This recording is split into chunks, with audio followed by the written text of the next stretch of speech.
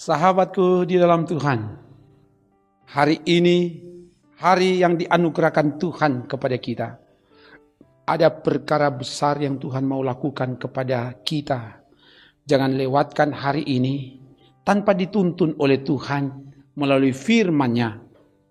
Saudara yang sedang mengikuti pelayanan firman Tuhan ini, yakinlah bahwa saudara yang digerakkan oleh Roh Kudus, saudara dipilih dan ditentukan untuk dituntun oleh Tuhan melalui firman Tuhan.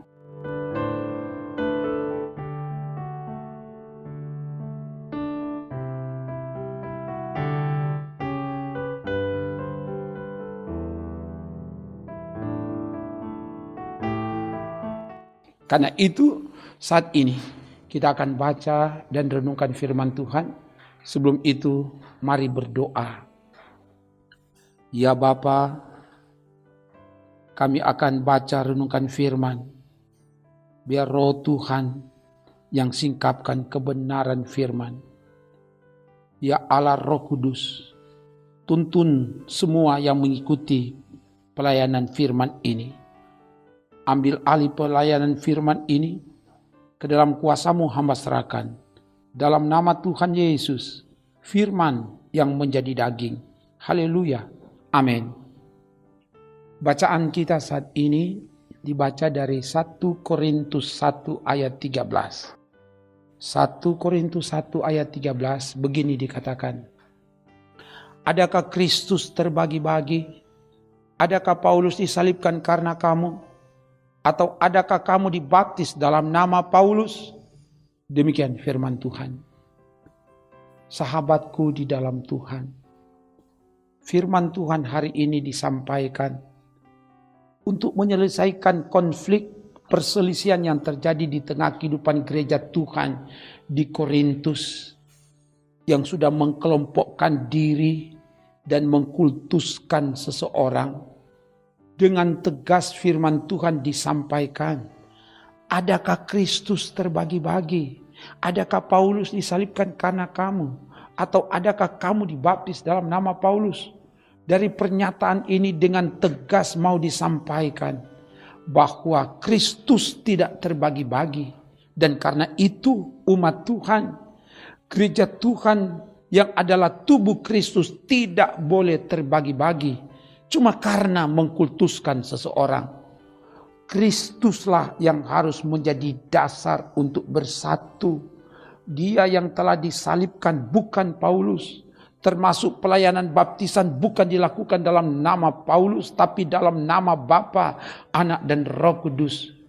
Lihat di Matius 28 ayat 19 mencatat itu.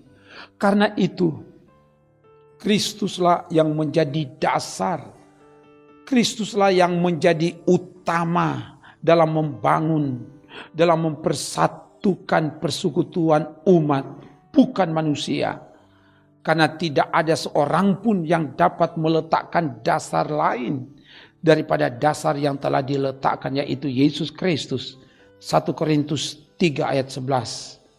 Sahabatku di dalam Tuhan, firman Tuhan, kabar baik, kabar sukacita kepada kita hari ini adalah Kristuslah yang harus menjadi dasar dalam membangun persekutuan, dalam membangun persatuan, dalam membangun kebersamaan dan keutuhan umat Tuhan, dalam membangun keluarga Kristen. Karena Kristus yang menjadi dasar, Kristus yang menjadi yang utama, maka kita tidak boleh terbagi-bagi, tidak boleh terkotak-kotak. Yang harus dilakukan bukan kepentingan manusia, bukan kepentingan seseorang atau kelompok, tapi semata-mata adalah kepentingan Kristus. Dengan demikian, tidak ada seseorang atau kelompok yang ditonjolkan, dibanggakan, dikultuskan. Semua hanyalah untuk menonjolkan, untuk mengagungkan dan memuliakan Tuhan. Semoga demikian. Haleluya. Amin. Mari berdoa. Ya Bapa, firman telah diberitakan, biar ini dikuduskan dan terpatri, termeterai dalam loh hati kami, dan terbuktikan dalam cara hidup kami, sehingga kami tidak terkotak-kotak, sebab Kristus tidak terbagi-bagi. Kami tetap bersatu yang diikat oleh dan di dalam kasih Kristus. Dan biar itulah yang mewarnai perjalanan gereja Tuhan. Gereja Masihi Injili di Minahasa. Apalagi dalam tahapan-tahapan untuk persiapan pelaksanaan pemilihan di arah sinode. Baik komisi kategorial BIPRA, tapi juga Badan Pekerja Majelis Sinode. Tuhan tolong supaya tahapan-tahapan ini tidak menggiring kami pada mengkultuskan manusia, tidak menggiring kami untuk terjadi blok-blok, tetapi sekalipun berbeda, kami tetap membangun persatuan di tengah perbedaan, di tengah keragaman yang ada. Perbedaan, keragaman tidak untuk dipertentangkan, apalagi dipertengkarkan. Biar perbedaan itu menjadi kekayaan, menjadi potensi untuk membangun pelayanan gereja Tuhan. Karena bukan manusia yang ditonjolkan, tapi yang ditonjolkan, yang diutamakan adalah Kristus. Dan biar itu yang terjadi dalam kehidupan bergereja. Dan buat berhasil semua tahapan-tahapan yang dilakukan dalam persiapan pelaksanaan pemilihan, biar Tuhan yang bertindak supaya yang ternominasi itu karena Tuhan dan yang terpilih itu atas kehendak Tuhan. Sehingga gereja Masihi Injili di Minahasa betul-betul dipimpin, dilayani oleh orang-orang yang dari Tuhan, oleh Tuhan, untuk Tuhan, dan Tuhan dimuliakan dalam nama Yesus. Jaga bentengi kami supaya tidak tertular dengan virus corona, dengan varian baru Omikron. Biar ada malaikat Tuhan yang membentengi pelayan-pelayan Tuhan, juga jamaat Tuhan, pemimpin-pemimpin yang ada, pemerintah, dan bahkan juga semua elemen masyarakat yang ada, supaya kami tetap aman dalam penjagaan pembentengan kuasa Tuhan siang dan malam.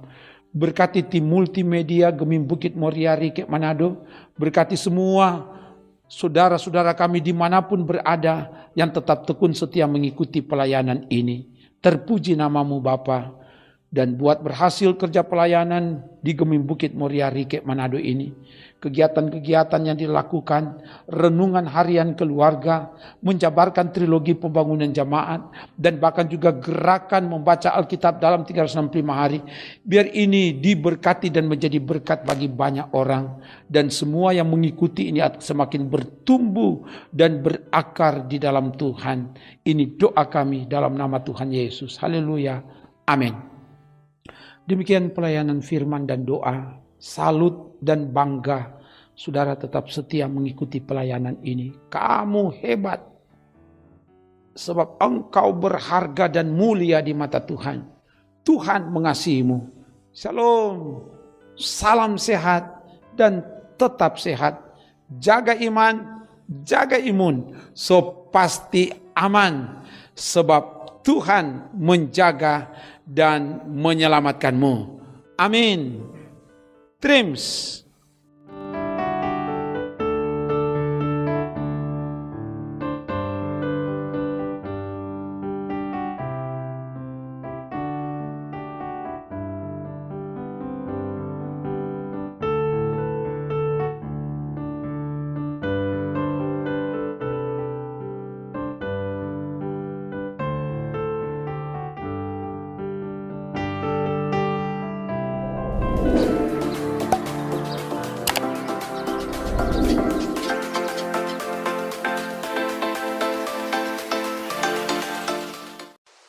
Jangan lupa subscribe channel Gemim Bukit Moria Rike.